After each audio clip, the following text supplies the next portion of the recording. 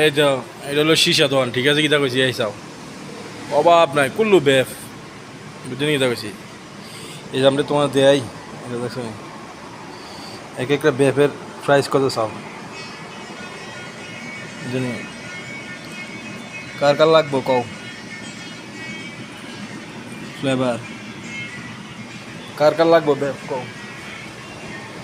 কার কার লাগবো কমেন্ট করে দিয়া দাও, এক একটা এক এক ফ্লেভার।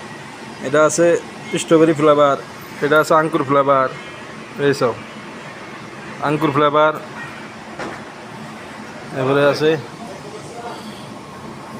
আছে আপেল, এবারে আঙ্কুর, স্ট্রবেরি, কুল্লু, ম্যাঙ্গো ফ্লেভার।